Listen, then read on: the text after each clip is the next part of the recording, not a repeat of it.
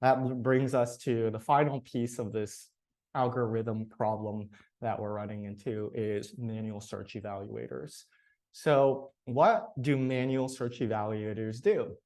They essentially review pages listed that they get fed on some screen, and they're determining, whether or not the page looks high quality and whether or not should a searcher land on the page that their needs would be met.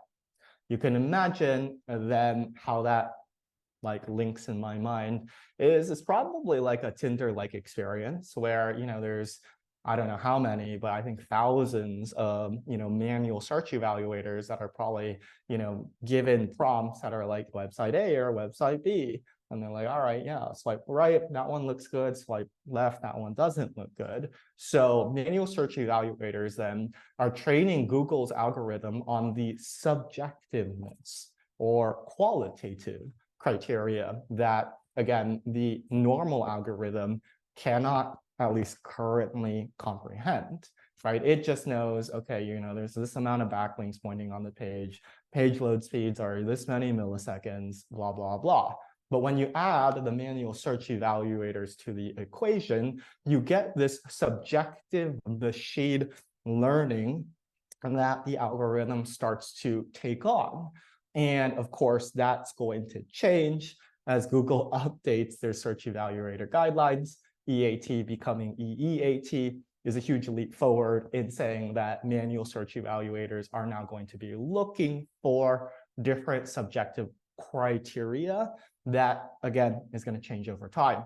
You can see here, just as an example, you remember hero images? I mean, some of you probably still use a good amount of them, but my guess here is that from some period before to some period, like 2018, manual search evaluators were training Google's algorithm to say that the presence of a hero image is good.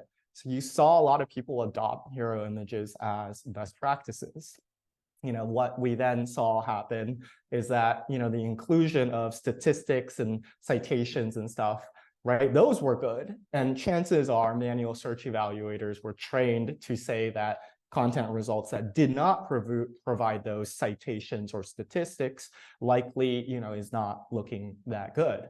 Now you can imagine what we're looking at from a search world 2023 and beyond. I would obviously put experience within that bucket as what a lot of manual search evaluators are going to be trained to look for. But along with that, you can imagine the idea of authorship has come up quite a bit.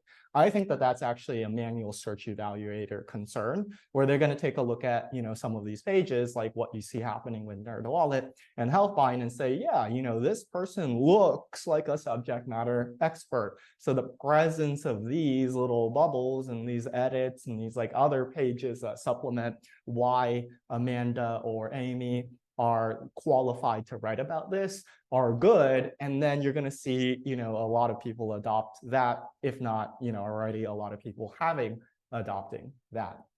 So manual search evaluators actually provide, in my opinion, the X factor in Google's algorithm to say, let's train the algorithm on qualitative, subjective things that, the algorithm's not going to know. And the only way that it's going to know is when humans come in and say, yeah, that one looks good. And then Google's model is going to, kind of nebulously know that okay, when it looks like this, or when there's these little bubbles and author things, and chances are that's going to be pretty good.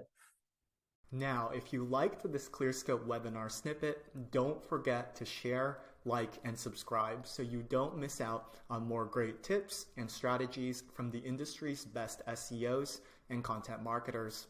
Make sure to check out the Clearscope YouTube channel for more great content.